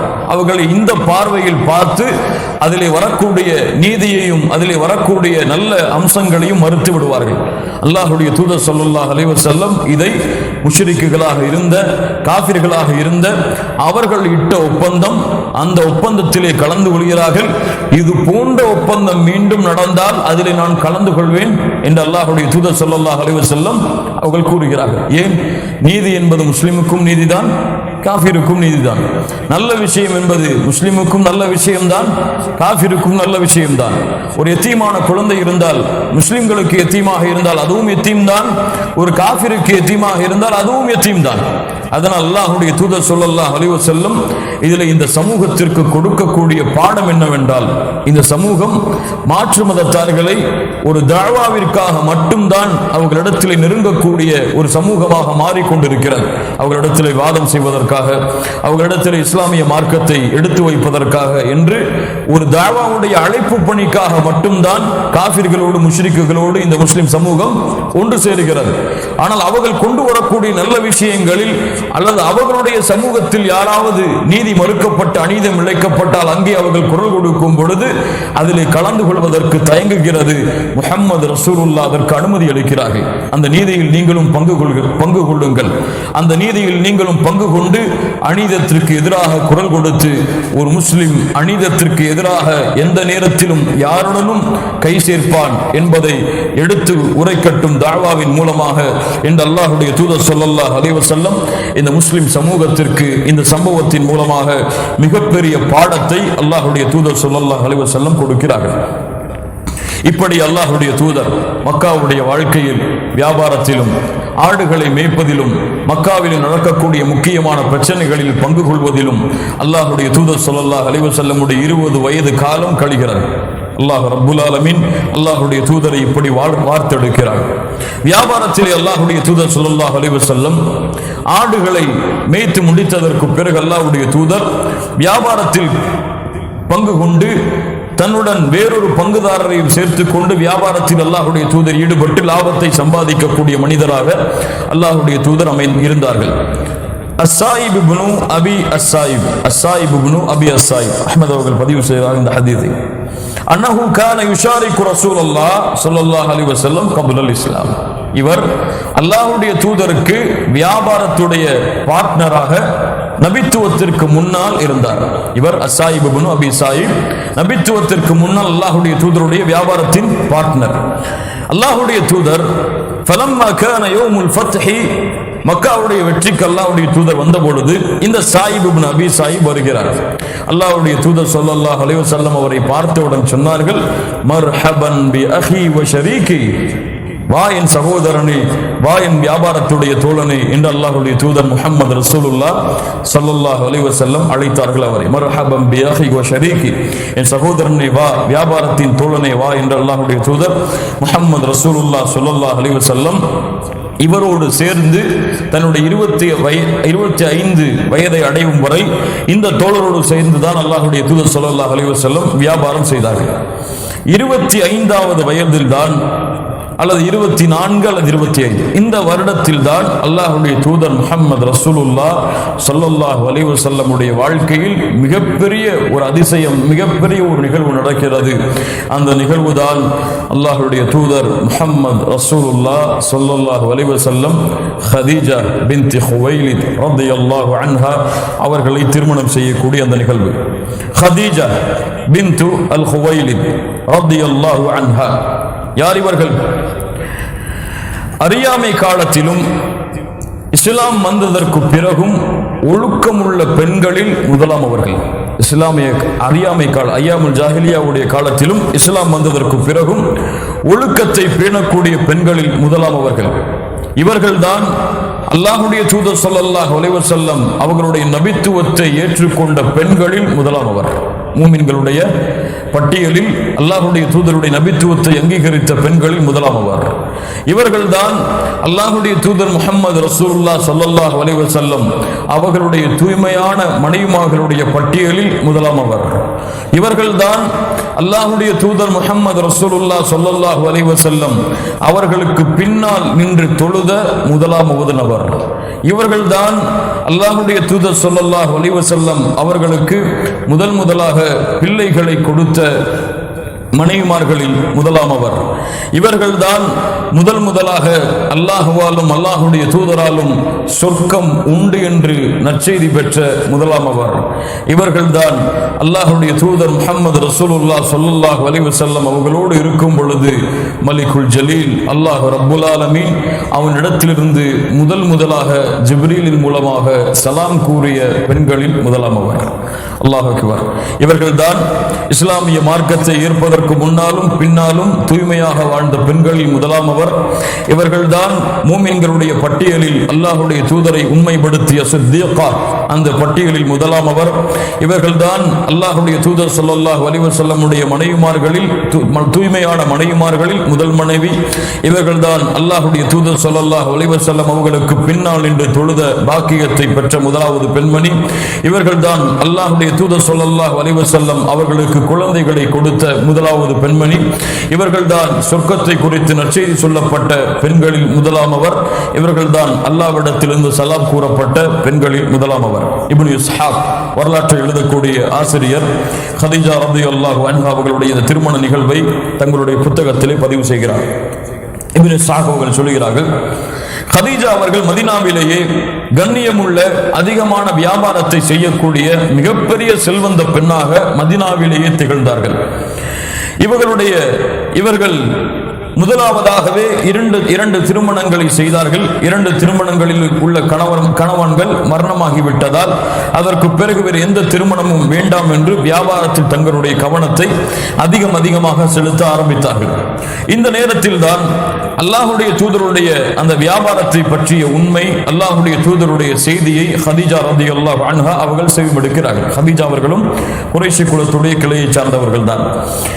இந்த அவர்களுடைய நேர்மையை, அவர்களுடைய பண்பை தெரிந்தவுடன் கதீஜா அவர்கள் தன்னுடைய வேலையாளை அனுப்பி அல்லாஹ்வுடைய தூதரை அழைத்து வர கூறி அல்லாஹ்வுடைய தூதரிடத்தில் சொல்லுகிறார்கள், நான் ஷாம் தேசத்திற்கு ஒரு வியாபார குழுவை அனுப்புகிறேன். எனக்குரிய பழக்கம் என்னவென்றால், வியாபாரத்திலே நான் அனுப்பக்கூடிய தோழரை பார்ட்னராக்கி கொள்வேன், அதில் பங்குதாரராக ஆக்கிக் கொள்வேன். அந்த வியாபாரத்தில் வரக்கூடிய ஒரு பங்கை அவருக்கு நான் கொடுத்து விடுவேன். கூலி அல்ல, அந்த வியாபாரத்தில் இருக்கக்கூடிய ஒரு பங்கை அவருக்கு நான் கொடுத்து விடுவேன். நீங்களும் ஷாம் தேசத்திற்கு செல்லுங்கள், வியாபார பொருட்களோடு நீங்கள் கொண்டு வந்த லாபம் அதிகமானால் இன்னும் உங்களுக்கு அதிகமான லாபத்தை நான் கொடுக்க தயாராகிறேன். அல்லாஹ்வுடைய தூதரும் அங்கீகரிக்கிறார்கள். மைசரா என்ற கதீஜா ரலியல்லாஹு அன்ஹாவுடைய வேலையாளோடு அல்லாஹ்வுடைய தூதர் ஷாமை நோக்கி பயணம் செய்கிறார்கள். ஷாமை நோக்கி அல்லாஹ்வுடைய தூதர் மிகப்பெரிய வியாபாரத்துடைய லாபத்தோடு கதீஜா ரலியல்லாஹு அன்ஹா அவங்களுடைய வீட்டிற்கு வந்து எல்லாவற்றையும் ஒப்படைத்து கணக்குகளை முடிக்கிறார்கள். அப்போது மைசரா அல்லாஹ்வுடைய தூதரோடு வியாபாரத்தை மேற்கொண்ட அந்த தோழர் கதீஜா ரலியல்லாஹு அன்ஹாவிடத்திலே அல்லாஹ்வுடைய தூதருடைய நேர்மையை பற்றி, உண்மையை பற்றி, வியாபாரத்தில் இருந்த ஒழுக்கத்தை பற்றி, அல்லாஹ்வுடைய தூதருடைய அந்த தன்மைகளை பற்றி கதீஜா ரலியல்லாஹு அன்ஹா அவர்களுக்கு எடுத்து வைத்தவுடன் அந்த நல்ல விஷயங்களை கேட்ட உடனேயே கதீஜா ரலியல்லாஹு அன்ஹா அவர்களுடைய உள்ளத்திலே அல்லாஹ்வுடைய தூதரை திருமணம் செய்ய வேண்டும் என்ற ஆசை ஏற்படுகிறது. இயற்கையானதுதான், ஹலாலானதும் கூட. அப்போது திருமணம் செய்ய வேண்டும் என்ற ஆசை ஏற்பட்டவுடன், விருப்பம் ஏற்பட்டவுடன் நேரடியாக அந்த விருப்பத்தை தெரிவிக்காமல் தன்னுடைய தோழியாகிய நஃபீசா என்ற பெண்மணியை அழைத்து அல்லாஹ்வுடைய தூதரை நான் திருமணம் செய்ய, முஹம்மது ரசூல் ஸல்லல்லாஹு அலைஹி வஸல்லம் அவர்களை திருமணம் செய்ய விரும்புகின்றேன் என்ற ஒரு செய்தியை எடுத்து வைக்கிறார்கள். நஃபீசா அவர்களும் அல்லாஹ்வுடைய தூதரை சந்திக்கிறார்கள். நான் பார்த்துக்கொள்கிறேன் என்று கூறி நஃபீசா அவர்கள் அல்லாஹ்வுடைய தூதரை சந்திக்க செல்கிறார்கள். அல்லாஹ்வுடைய தூதரை அழைத்து கேட்டார்கள், ஏன் நீங்கள் இன்னும் திருமணம் செய்யவில்லை? அல்லாஹ்வுடைய தூதர் ஸல்லல்லாஹு அலைஹி வஸல்லம் சொன்னார்கள், இந்த அடிமையை, இந்த அனாதையை, இந்த யத்தீமை யார் திருமணம் செய்வார்கள் மக்காவிலே? சரி, ஹதீஜா ரலியல்லாஹு அன்ஹா அவர்களை நீங்கள் திருமணம் செய்யலாமே இவர்களாக கேட்பது போன்று கேட்கிறார்கள். அல்லாஹ்வுடைய தூதர் ஸல்லல்லாஹு அலைஹி வஸல்லம் பதில் சொன்னார்கள், ஹதீஜா அவர்கள் என்னை ஏன் திருமணம் செய்ய ஆசைப்படுகிறார்கள் என்றவுடன் முதல் பேச்சுவார்த்தை முடிவடைகிறது. இரண்டாவது பேச்சுவார்த்தை ஹித்பா, திருமண ஒப்பந்தமாகவே அமைகிறது. இருவரும் சம்மதித்ததற்கு பிறகு, இரண்டு குடும்பத்தார்களும் சம்மதித்ததற்கு பிறகு அல்லாஹ்வுடைய ஏற்பாடு, அதற்கு மேல் அல்லாஹ் ரப்புல் ஆலமீனுடைய ஏற்பாட்டால் இரண்டு குடும்பங்களும் ஒரே சபையிலே அமர்ந்து அல்லாஹ்வுடைய தூதர் முஹம்மது ரசூலுல்லாஹ் ஸல்லல்லாஹு அலைஹி வஸல்லம் அவர்களுக்கும் ஹதீஜா ரலியல்லாஹு அன்ஹா அவர்களுக்கும் திருமணத்தை நடத்தி வைக்கிறார்கள். ஹதீஜா அவர்களுக்கு அவருடைய தந்தை வழியாக இருந்தார் என்று சில அறிவிப்புகளிலே வருகிறது. ஆனால் இந்த சம்பவம் நடக்கும் பொழுதோ அல்லது ஹதீஜா ரலியல்லாஹு அன்ஹா அவர்களுடைய இந்த 25 அவர்களுடைய இந்த வயதிலேயோ அவருடைய தந்தை உயிரோடு இருக்கவில்லை. ஏனென்று சில ஆசிரியர்கள் பதிவு செய்யும் பொழுது, தந்தை உயிரோடு இருந்தால் ஹதீஜா ரலியல்லாஹு அன்ஹா செல்வந்த பெண்மணியாக இருந்திருக்க முடியாது. ஏனென்றால் குறைஷிகளுடைய வழக்கத்தின்படி பெண்கள் சம்பாதித்தாலும் அந்த செல்வம் தந்தைக்கு தான் சாரும். ஆனால் முழுமையான செல்வந்தவராக ஹதீஜா ரலியல்லாஹு அன்ஹா வாழ்ந்ததன் அடையாளமாக தந்தை உயிரோடு இருக்கவில்லை. அதற்கு பதிலாக அம்ர் இப்னு அஸத் என்ற ஒரு மனிதர் தான் ஹதீஜா ரலியல்லாஹு அன்ஹாவுடைய குடும்பத்தார். இவர் தான் இந்த திருமணத்திற்கு வழியாக இருந்தார், பொறுப்பாளியாக இருந்தார். அம்ர் இப்னு அஸத். அபூ தாலிப் அவர்கள் அல்லாஹ்வுடைய தூதருக்கு திருமண குத்துபாவை ஓதினார்கள். குறைஷிகளுடைய பெருமைகளை சொன்னார்கள், முஹம்மது ரசூலுடைய அவர்களுடைய பெருமைகளை சொன்னார்கள். மக்காவில் இது போன்ற வாலிபரை எங்கும் அடைய முடியாது, எங்களுடைய குடும்பத்தின் நேசர் முஹம்மது ரசூலுல்லாஹ் ஸல்லல்லாஹு அலைஹி வஸல்லம் என்றவுடன் இரண்டு மனங்களும் ஒன்று சேர்ந்து அல்லாஹ்வுடைய தூதர் ஸல்லல்லாஹு அலைஹி வஸல்லம் உடைய திருமணம் நடைபெறுகிறது. அல்லாஹ்வுடைய தூதருடைய 24 அல்லது 25வது வயதில். ஹதீஜா ரலியல்லாஹு அன்ஹா அவர்களுக்கு எத்தனை வயது? முவாக்கித் ரஹிமஹுல்லாஹ் ஹதீஜா ரலியல்லாஹு அன்ஹாவுடைய திருமண வயதை 40ஆக பதிவு செய்கிறார்கள். ஆனால் இன்னும் சில முஹத்திஸுகள், இன்னும் சில வரலாற்று ஆசிரியர்கள் ஹதீஜா ரலியல்லாஹு அன்ஹாவுடைய வயதை 28ஆகத்தான் பதிவு செய்கிறார்கள். பலருக்கு புதியதாக இருக்கும். குறிப்பாக நாம் கூறி இப்னு இஸ்ஹாக் வரலாற்று எழுதியதில் முதலாம் அவர் சிறந்தவர். இப்னு இஸ்ஹாக் ஹதீஜா ரலியல்லாஹு அன்ஹாவுடைய திருமண வயது 28 தான் என்று பதிவு செய்கிறார். இன்னும் பைஹக்கி ரஹிமஹுல்லாஹ் அவர்களும் இப்னு கஸீர் ரஹிமஹுல்லாஹ் அவர்களும் அல்லாஹ்வுடைய தூதரை விட்டு ஹதீஜா ரலியல்லாஹு அன்ஹா பிரிந்தது 50 வயதிலே என்று பதிவு செய்கிறார்கள். இது எல்லாம் வைத்து பார்த்தால் 28 என்று சில தாரீഖுடைய வரலாற்று ஆசிரியர்கள் சொல்கிறார்கள். சில வரலாற்று ஆசிரியர்கள் 40 என்று அவர்களுக்கு கிடைத்த ஆதாரங்களை கொண்டு சொல்லுகின்றார்கள். ஹதீஜா ரலியல்லாஹு அன்ஹா இவர்களுடைய சிறப்பு என்ன? இவர்கள் மூலமாகத்தான் அல்லாஹ் ரப்புல் ஆலமீன் அல்லாஹ்வுடைய தூதருக்கு அதிகமான பிள்ளைகளை கொடுத்தார். இந்த முஸ்லிம் சமூகத்துடைய இழிவு என்னவென்றால், நடிகர்களுடைய பிள்ளைகள் குடும்பத்துடைய வரலாறுகள் எல்லாம் தெரியும். முஹம்மது ரசூலுல்லாஹ் ஸல்லல்லாஹு அலைஹி வஸல்லம் அவர்களுடைய பிள்ளைகளின் பெயரை கூறுங்கள் என்று முஸ்லிம் பெண்களிடத்திலோ ஆண்களிடத்திலோ கேட்டால், இல்ல மாஷா அல்லாஹ் 195 முஸ்லிம் பெண்களுக்கும் சகோதரிகளுக்கும் ஆண்களுக்கும் அல்லாஹ்வுடைய தூதருடைய பிள்ளைகளுடைய பெயர் கூட தெரியாது. இதை விட நஷ்டம் இந்த உலகத்தில் எதுவும் கிடையாது.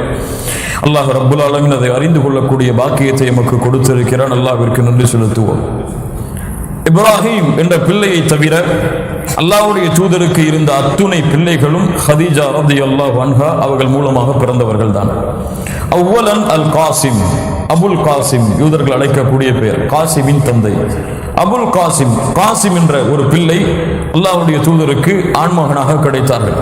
அப்துல்லா இரண்டாவது ஆண் பிள்ளைகள், இரண்டாவது கிடைத்த பிள்ளை. காசிம் அவர்களும் அப்துல்லா அவர்களும் சிறு வயதிலேயே மரணித்து விடுகிறார்கள். ஜைனப், ருக்கையா, உம்மு குல்தூம் வ ஃபாத்திமா. ஜைனப், ருக்கையா, உம்மு குல்தூம் வ ஃபாத்திமா. சொல்லுங்கள். ஜைனப், ருக்கையா, உம்மு குல்தூம், உம்மு குல்தூம், ஃபாத்திமா ரலியல்லாஹு அன்ஹும். இந்த 4 பெண் பிள்ளைகள், 2 ஆண் பிள்ளைகள் ஹதீஜா ரலியல்லாஹு அன்ஹா அவர்கள் மூலமாக அல்லாஹ்வுடைய தூதருக்கு கிடைத்தவர்கள். இன்னும் தொய்யிப், தாஹிர் என்ற ஆண் பிள்ளைகள் இருந்தார்கள் என்று சில ஆசிரியர்கள் சொல்கிறார்கள். அதற்கு பதிலாக அப்துல்லாவுடைய குன்னியா பட்டப்பெயர் தான் தொய்யிப், தாஹிர் என்று சில ஆசிரியர்கள் விளக்கம் கொடுக்கிறார்கள். இதிலே எல்லா பெண் பிள்ளைகளும் ஆண் பிள்ளைகளும் எல்லோரும் அல்லாஹுடைய தூதருடைய மரணத்திற்கு முன்னாலே மரணமாகி விடுகிறார்கள் ஃபாத்திமா ரலியல்லாஹு அன்ஹா அவர்களை தவிர. அல்லாஹுடைய தூதருக்கு அல்லாஹ் கொடுத்த இந்த கஷ்டம் கொஞ்சம் எண்ணி பாருங்கள். நம்முடைய சகோதரிகளே, தந்தை இறந்து விடுகிறார், தாய் இறந்து விடுகிறார், அப்துல் முத்தலிப் தன்னை வளர்த்த பாட்டனார் அவரும் இறந்து விடுகிறார், அபூ தாலிப் அவர்களும் நபித்துவத்தோடு இறந்து விடுகிறார்கள். ஹதீஜா ரலியல்லாஹு அன்ஹா மனைவிமார்களில் அல்லாஹ்வுடைய தூதருக்கு இந்த மனைவியை போன்ற ஒரு மனைவி கிடையாது. அவர்களும் மரணித்து விடுகிறார்கள். பிள்ளை செல்வங்கள் எல்லோரும் அல்லாஹ்வுடைய தூதருடைய காலத்திலேயே தங்களுடைய கண்களுக்கு முன்னாலேயே மரணமாகி விடுகிறார்கள். சுப்ஹானல்லாஹ், சுப்ஹானல்லாஹ். அவ்வளவு கஷ்டத்திலும் அவ்வளவு துன்பத்திலும் இந்த சமூகத்தை வார்த்தெடுத்த முறையையும் இந்த முஹம்மது ரசூலுல்லாஹ் ஸல்லல்லாஹு அலைஹி வஸல்லம் நம்முடைய சமூகத்திற்கு கொடுத்த நேரங்களையும் முக்கியத்துவத்தையும் பார்த்தால் அல்லாஹ் ரப்புல் ஆலமீன் அவன் படைத்த படைப்பிலே முஹம்மது ரசூலை போன்ற ஒரு படைப்பு இல்லை என்பது எமக்கு தெளிவாகிறது. அல்லாஹ் ரப்புல் ஆலமீன் அருள் செய்வானா. ஃபாத்திமா ரலியல்லாஹு அன்ஹா இவர்கள் தான் அல்லாஹ்வுடைய தூதருக்கு சில மாதங்களுக்கு பிறகு மரணமானவர்கள். அல்லாஹ்வுடைய தூதரை ஃபாத்திமா அல்லாஹ்வுடைய தூதர் ஸல்லல்லாஹு அலைஹி வஸல்லம் அவர்கள் ஃபாத்திமா ரலியல்லாஹு அன்ஹா அவர்களை தங்களுடைய மரண நேரத்திலே அழைத்தார்கள். சில விஷயத்தை சொன்னார்கள், ஃபாத்திமா ரலியல்லாஹு அன்ஹா அழுதார்கள். மறுபடியும் சொன்னார்கள், ஃபாத்திமாவை அழைத்து வாருங்கள். சில விஷயங்களை சொன்னார்கள், ஃபாத்திமா ரலியல்லாஹு அன்ஹா சிரித்தார்கள். பின்னால் காரணம் கேட்கப்பட்டது. ஃபாத்திமா ரலியல்லாஹு அன்ஹா சொன்னார்கள், அல்லாஹ்வுடைய தூதர் சொன்னார்கள், இந்த நோயிலேயே நான் மரணித்து விடுவேன். நான் அழுதேன். அதற்கு பிறகு சொன்னார்கள், ஃபாத்திமா, என்னுடைய குடும்பத்தார்களிலேயே நான் சென்றதற்கு பிறகு என்னை சந்திக்கக்கூடிய முதலாவது பெண் நீதான் என்று நான் சிரித்தேன். லா இலாஹா இல்லல்லாஹ். ஹதீஜா ரலியல்லாஹு அன்ஹா இவர்களுடைய சிறப்பை சுருக்கமாக பார்ப்போம். இமாம் புகாரி ரஹிமஹுல்லாஹ் பதிவு செய்கிறார்கள், அத்தா ஜிப்ரீல் அன்-நபிய ஸல்லல்லாஹு அலைஹி வஸல்லம். ஜிப்ரீல் அலைஹிஸ்ஸலாம் அல்லாஹ்வுடைய தூதரிடத்திலே ஒரு முறை வந்தார்கள். யா ரசூலல்லாஹ், ஹாதிஹி ஹதீஜா قد أتت معها إناء فيه إدام أو طعام أو شراب. ஹதீஜா உங்களை நோக்கி வருகிறார் ரலியல்லாஹு அன்ஹா. ஜிப்ரீல் அவர்கள் சொல்கிறார்கள், அல்லாஹ்வுடைய தூதரே, ஹதீஜா அவர்கள் வருகிறார், அவரோடு உணவு பாத்திரங்களும் தண்ணீர் பாத்திரங்களும் உங்களுக்கு வந்து கொண்டிருக்கிறது. ஃபஇதா ஹிய அத்ததுக, அந்த பெண் உங்களிடத்திலே வந்தால் ஃபக்ரா அலைஹா அஸ்ஸலாம மிர் ரப்பிஹா. யா அல்லாஹ், அல்லாஹ்விடத்திலிருந்து சலாமை அல்லாஹ் கூறியதாக ஹதீஜா அவர்களுக்கு சொல்லுங்கள். ஒமின்னி வபஷிர்ஹா, ஒமின்னி என்னிடத்திலிருந்தும் கூறுங்கள். வபஷிர்ஹா, அந்த பெண்ணுக்கு நீங்கள் நற்செய்தி சொல்லுங்கள். பி பைத்தின் ஃபில் ஜன்னah மின் கஸபின் லா ஸஹப ஃபீஹி வலா அஸப. சொர்க்கத்திலே அமைதியான, கூச்சல் இல்லாத, நிம்மதி அளிக்கக்கூடிய ஒரு வீட்டை அந்த பெண்ணுக்காக அல்லாஹ் அமைத்திருக்கிறான் என்பதையும் சொல்லுங்கள். அல்லாஹ்வுடைய தூதர் ஸல்லல்லாஹு அலைஹி வஸல்லமுடைய இந்த வார்த்தையை கேட்டவுடன் ஹதீஜா ரலியல்லாஹு அன்ஹா சொன்னார்கள், அல்லாஹு ஹுவஸ் ஸலாம் வ மின்ஹுஸ் ஸலாம் வ அலா ஜிப்ரீல் அஸ்ஸலாம் வ அலைக யா ரசூலல்லாஹ் வ ரஹ்மத்துல்லாஹி வ பரகாத்துஹு. அல்லாஹ் சலாமானவன், அவனிடத்திலிருந்து தான் சலாம் வரும். ஜிப்ரீலுக்கும் சலாம் உண்டாகட்டும், உங்களுக்கும் அல்லாஹ் ரப்புல் ஆலமீன் சலாமை கொடுக்கட்டும் என்று ஹதீஜா ரலியல்லாஹு அன்ஹா அவர்கள் சொன்னார்கள். அல்லாஹ்வுடைய தூதர் ஸல்லல்லாஹு அலைஹி வஸல்லம் சொன்னார்கள், கைரு நிசாஇஹா மர்யமு இப்னத்து இம்ரான். இம்ரானுடைய மகளாகிய மரியம் தான் அலைஹிஸ்ஸலாம் பெண்களில் சிறந்தவர். வ கைரு நிசாஇஹா ஹதீஜா, இந்த காலத்திலே பெண்களில் சிறந்தவர் ஹதீஜா ரலியல்லாஹு அன்ஹா. அல்லாஹ்வுடைய தூதர் ஸல்லல்லாஹு அலைஹி வஸல்லம் சொன்னார்கள், இந்த நிகழ்வை ஆயிஷா ரலியல்லாஹு அன்ஹா அவர்கள் அறிவிக்கிறார்கள், மா கிர்து அலா அஹதின் மின் நிசாஇன் நபி ஸல்லல்லாஹு அலைஹி வஸல்லம் மா கிர்து அலா ஹதீஜா. ஹதீஜா ரலியல்லாஹு அன்ஹா அவர்கள் விஷயத்தில் அல்லாஹ்வுடைய தூதரை நான் ரோஷப்பட்டது போன்று அவர்களுடைய மனைவிமார்களில் யாரை மீதும் நான் ரோஷம் கொண்டது கிடையாது. ஏனென்று சொன்னால், ஒரு ஆடு அறுக்கப்பட்டால் கூட அல்லாஹ்வுடைய தூதர் ஹதீஜா அவர்கள் நினைவு கூறுவார்கள். அந்த ஆட்டுடைய பங்கிலிருந்து பங்குகளை எடுத்து ஹதீஜா அவர்களுடைய தோழிகளுக்கு அல்லாஹ்வுடைய தூதர் ஸல்லல்லாஹு அலைஹி வஸல்லம் அனுப்பி வைப்பார்கள். அதை கேட்டதும் அதை பார்த்ததும் நான் கேட்டேன், குல்து லஹு கஅன்னஹு லம் யகுன் ஃபித் துன்யா இம்ரா. உங்களுக்கு இந்த உலகத்திலே வர மனைவிமார்களே கிடையாது அல்லாஹ்வுடைய தூதரே. என்று நான் கேட்பேன். அல்லாஹ்வுடைய தூதர் ஸல்லல்லாஹு அலைஹி வஸல்லம் சொல்லுவார்கள், இன்னஹா கானத் வ கானத், ஆம், அந்த பெண்ணை போன்ற அந்த மனைவியை போன்று எனக்கு வேறு எந்த மனைவியும் கிடையாது. வகானலி மின்ஹா வலத், ஏன் அந்த பெண்ணின் மூலமாகத்தான் அல்லாஹ் ரப்புல் ஆலமீன் எனக்கு குழந்தை செல்வங்களை அல்லாஹ் ஏற்படுத்தினான்.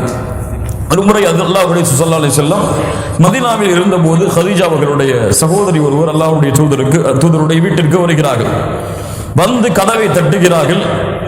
அவர்களுடைய குரலும் ஹதீஜா ரலியல்லாஹு அன்ஹாவுடைய குரலும் கொஞ்சம் சகோதரி தானே, கொஞ்சம் சேமாக ஒரே மாதிரியாக இருக்கும். அப்போது அல்லாஹ்வுடைய ஸல்லல்லாஹு அலைஹி வஸல்லம், யா அல்லாஹ், இது ஹதீஜாவுடைய குரலாக இருக்கட்டும் என்று சொல்கிறார்கள். ஆயிஷா ரலியல்லாஹு அன்ஹா முன்னாடி உட்கார்ந்து இருக்கிறார்கள். உடனே ஆயிஷா ரலியல்லாஹு அன்ஹா கோபப்பட்டு கேட்டார்கள், அல்லாஹ்வுடைய தூதரே, ஏன் அந்த வயதான அந்த பெண்ணையே நினைவு கூர்ந்து கொண்டிருக்கிறீர்கள்?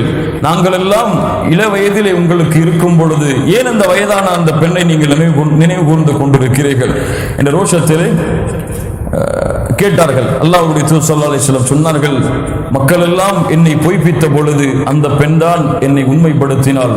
மக்கள் எல்லாம் செல்வத்தை விட்டு என்னை தடுத்த பொழுது அந்த பெண்தான் அந்த செல்வத்தை கொண்டு எனக்கு உதவி செய்தார். மக்கள் எல்லாம் மற்ற மனைவிமார்கள் மூலமாக எனக்கு குழந்தை செல்வங்கள் இல்லாத பொழுது அல்லாஹ் ரப்புல் ஆலமீன் அந்த மனைவியின் மூலமாகத்தான் அல்லாஹ் எனக்கு குழந்தை செல்வத்தை ஏற்படுத்தினான். அந்த பெண்ணுடைய அந்தஸ்தை உங்களில் யாரும் என்னிடத்தில் அடைய முடியாது. சுப்ஹானல்லாஹ். ஹதீஜா பின்த் ஹுவைலித் ரலியல்லாஹு அன்ஹா அவருடைய வரலாற்றை இன்ஷா அல்லாஹ் வரக்கூடிய மற்ற பகுதிகளில் இன்ஷா அல்லாஹ் நீளமாக பார்ப்போம். அடுத்ததாக அல்லாஹ்வுடைய தூதர் ஸல்லல்லாஹு அலைஹி வஸல்லம் உடைய காலத்தில் நடந்த மிக முக்கியமான நிகழ்வுகளில் ஒன்று இதுதான். 40 வருடத்திற்கு முன்னால் நடந்த முக்கியமான நிகழ்வுகளில் இறுதியான நிகழ்வும் கூட.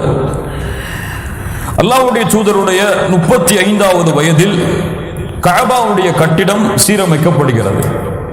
வெள்ளத்தாலும் ஒரு பெண்ணுடைய வீட்டில் எரிந்த தீயாலும் பாலடைந்த கஅபா அதை புதுப்பிக்க வேண்டும் என்பதற்காக குறைஷி காஃபிர்களும் முஷ்ரிக்குகளும் தயாராகிறார்கள். எல்லோரும் சேர்ந்து ஒரு மஷூராவுடைய சபையை கூட்டி காபாவை என்ன செய்வோம் என்று கேட்கிறார்கள். சிலர் சொல்கிறார்கள் காபாவை இடித்து புதிய கட்டிடத்தை கட்டுவோம். சிலர் சொல்கிறார்கள் காபாவை இருப்பது போன்றே வைத்து சீரமைப்போம். ஆனால் மஷூராவுடைய முடிவு இடித்து கட்டுவோம் என்று முடிவாகிறது. காபாவை இடிக்க வேண்டும். பொருட்களை ஜித்தாவுடைய சந்தையிலிருந்து ஒரு கட்டிடத்தை இடித்த பழமை வாய்ந்த உயர்ந்த பொருட்கள் எல்லாம் இருக்கிறது. அதை வாங்கி வந்து ஜித்தாவிலிருந்து மக்காவிற்கு கொண்டு வந்து காபாவை கட்ட ஆரம்பிப்போம் என்று முடிவு செய்கிறார்கள். ஆனால் யார் இடிப்பது? ஏன்? அபாபிலுடைய பறவைகளை பார்த்தவர்கள் காபாவை இடிக்க வந்த காரணத்தால் என்னானது? அல்லாஹ் ரப்புல் ஆலமீன் அவர்களை மென்று தின்னப்பட்ட வைக்கோல்களை போன்று அல்லாஹ் மாற்றினான். அந்த யானைகளையும் அந்த படைகளையும் அந்த அப்ரஹாவையும் இதையெல்லாம் பார்த்த அந்த குறைஷிகள் காபாவின் மீது எப்படி உடைய கரத்தை வைப்பது என்று பயப்பட ஆரம்பிக்கிறார்கள். அல்லாஹ் அக்பர். அப்போதுதான் வலீத் இப்னுல் முகீரா பின்னால் வருவார். இவர் அடிக்கடி அல் வலீத் இப்னுல் முகீரா. இவர் ஏன் பயப்படுகிறீர்கள், நான் உடைக்கிறேன் என்று ஒரு ஈட்டியை எடுத்து சென்று காபாவிலே உடைக்க தயாராகிறார். சென்று சொல்கிறார், யா அல்லாஹ், கோபம் அடைந்து விடாதே, இதை புதுப்பிக்கத்தான் நாங்கள் இதை இடிக்கிறோம் என்று. சுப்ஹானல்லாஹ். யா அல்லாஹ், இதில் நன்மையை நாடித்தான் நாங்கள் இதை செய்கிறோம், எங்கள் மீது கோபம் அடைந்து விடாதே என்று சொன்னவுடன் குறைஷிகள் எல்லாம் பின்னால் சென்று விடுகிறார்கள், நடப்பது என்னவென்று தெரியாமல். அப்போது வலீத் இப்னு முகீரா அல்லாஹ்வுடைய பெயரை கொண்டு இடிக்க ஆரம்பிக்கிறார். அதை பார்த்தவுடன் குறைஷிகள் சொன்னார்கள், இன்று பார்ப்போம் இவருக்கு ஏதாவது நடக்கிறதா என்று, நாளை வந்து நாம் இடித்துக் கொள்வோம் என்று எல்லோரும் வீடுகளை நோக்கி திரும்ப ஆரம்பித்து விடுகிறார்கள். வலீத் இப்னு முகீரா கண்காணிக்கப்படுகிறார். காபாவை இடித்த காரணத்தால் ஏதாவது அவருக்கு நடக்கிறதா என்று. எதுவும் நடக்காதை அறிந்த மற்ற குறைஷிகளுடைய தலைவர்களும் வந்து மறுநாள் காபாவை முழுவதுமாக இடிக்கிறார்கள். இப்ராஹிம் அலைஹிஸ்ஸலாம் அவர்கள் வைத்த அந்த அடித்தளம் வரை அனைத்தையும் இடிக்கிறார்கள். மறுபடியும் வாங்கி வந்த செங்கற்களை கொண்டு 4 குழுவாக பிரிந்து குறைஷிகள் தங்களுக்குள் இருந்த கிளைகளை கொண்டு 4 பிரிவாக பிரிந்து காபாவை கட்ட ஆரம்பிக்கிறார்கள். காபாவை கட்டி முடித்தவுடன் ஹஜருல் அஸ்வதுடைய கல்லை யார் எடுத்து வைப்பது என்ற ஒரு சச்சரவு அந்த இடத்தில் நடக்கிறது. 4 கோத்திரத்தார்களும் நாங்கள் தான் என்று வாதம் வருகிறார்கள். சில கோத்திரத்தார்கள் நாம் தான் எடுத்து வைப்போம், போர் நடந்தால் கூட என்று உறுதியாக இருக்கிறார்கள். இதையெல்லாம் பார்த்த அபு உமையா இப்னு முகீரா அல் மக்சூமி கோத்திரத்தை சார்ந்த இவர் சொல்லுகிறார், நான் ஒரு தீர்ப்பை சொல்லுகிறேன். நாளை இந்த காபாவுடைய எல்லைக்குள் யார் முதலாவதாக நுழைகிறாரோ அவரை கொண்டு நாம் தீர்ப்பை எடுத்துக் கொள்வோம், ஹஜருல் அஸ்வதுடைய கல்லை எந்த கோத்திரம் வைப்பது என்று. அல்லாஹ்வுடைய தூதர் ஸல்லல்லாஹு அலைஹி வஸல்லம் உடைய ஏற்பாட்டை அல்லாஹ் இங்கும் நடத்துகிறான். மறுநாள் காலையில் குறைஷிகள் எல்லாம் யார் இந்த காபாவின் எல்லைக்குள் நுழைகிறார்கள் என்று பார்த்து கொண்டிருக்கிறார்கள். அப்போதுதான் வருகிறார்கள் அல் அமீன் அஸ்-சாதிக் முஹம்மது ரசூலுல்லாஹ் ஸல்லல்லாஹு அலைஹி வஸல்லம். அவர்களை விட அந்த மக்காவிலே நேர்மையானவர் இன்றும் என்றும் எப்போதும் இருந்திருக்க முடியாது. அல்லாஹ்வுடைய தூதர் ஸல்லல்லாஹு அலைஹி வஸல்லம் வருவதை பார்த்தவுடன் குறைஷிகள் சொல்லுகிறார்கள், ஹாதா அமீன் வருகிறார், ரதீனாஹு, அவர் என்ன சொன்னாலும் நாங்கள் பொருந்திக் கொள்வோம். சுப்ஹானல்லாஹ், அவர் என்ன சொன்னாலும் நாங்கள் பொருந்திக் கொள்வோம். ஏனென்றால் ஒவ்வொரு கோத்திரத்தார்களும் எண்ணினார்கள், முஹம்மது எங்களுக்கு தான் சாதகமாக சொல்லுவார் ஸல்லல்லாஹு அலைஹி வஸல்லம். அல்லாஹ்வுடைய தூதருடைய அந்த பண்பாட்டை பாருங்கள். சஹாபாக்களும் அப்படித்தான். அல்லாஹ்வுடைய தூதர் என்னைத்தான் அதிகமாக நேசிக்கிறார் என்று எல்லா சஹாபாக்களும் எண்ணிக் கொண்டிருப்பார்கள். ஆனால் அல்லாஹ்வுடைய தூதர் அபூபக்கர் ரலியல்லாஹு அன்ஹு அவர்களை தான் அதிகமாக நேசிப்பார்கள். சில சஹாபாக்கள் கேட்பார்கள், அல்லாஹ்வுடைய தூதர் என்ன நேசிக்கிறீர்களா? யாரை நேசிக்கிறீர்கள் அதிகமாக? ஆயிஷா ரலியல்லாஹு அன்ஹா. ஆண்களில் இல்லை, பெண்களில் இல்லை, ஆண்களில் அபூபக்கர் ரலியல்லாஹு அன்ஹு அவருடைய தந்தை. அதற்கு பிறகு அவர் எண்ணிக்கொள்வார், தன்னை சொல்லுவார்கள் என்ற இறுதி வரை. கண்ணியத்துக்குரிய சகோதரிகளே, அது போன்று எல்லா குறைஷ் கோத்திரத்துடைய தலைவர்களும் என்னைத்தான் அல்லாஹ்வுடைய தூதர் சொல்லுவார்கள் என்று காத்துக் கொண்டிருக்கிறார்கள். அல்லாஹ்வுடைய தூதர் ஸல்லல்லாஹு அலைஹி வஸல்லம் சொன்னார்கள், துணியை விரியுங்கள், ஹஜருல் அஸ்வதுடைய கல்லை மேலே வையுங்கள், 4 கோத்திரத்தார்களும் தூக்குங்கள் என்று தூக்க கூறி தன்னுடைய கரத்தாலேயே ஹஜருல் அஸ்வதுடைய கல்லை எடுத்து அந்த இடத்திலே வைத்து அல்லாஹ்வுடைய தூதர் திரும்பி செல்கிறார்கள். அந்த குறைஷிகள் எல்லோரும் அதை பொருந்திக் கொண்டு சிறந்த தீர்ப்பு என்று கூறி அல்லாஹ்வுடைய தூதர் ஸல்லல்லாஹு அலைஹி வஸல்லம் அவர்களை வழி அனுப்புகிறார்கள். காபாவுடைய பணி முழுமையாக முடிகிறது. காபாவுடைய அந்த கட்டணம் எப்படி அமைக்கப்பட்டது, அதனுடைய சிறப்புகள் என்ன, மக்காவுடைய சிறப்புகள் என்ன, மதீனாவுடைய சிறப்புகள் என்ன, இதுவெல்லாம் தனி பாடம். இன்ஷா அல்லாஹ் அதில் விவரமாக இந்த நிகழ்வை நாம் பார்ப்போம். கண்ணியத்துக்குரிய அன்பு சகோதரிகளே, இதுவரைதான் அல்லாஹ்வுடைய தூதர் ஸல்லல்லாஹு அலைஹி வஸல்லம் அவர்களுடைய 40 வயது முதல் நடந்த மிக முக்கியமான நிகழ்வுகள்.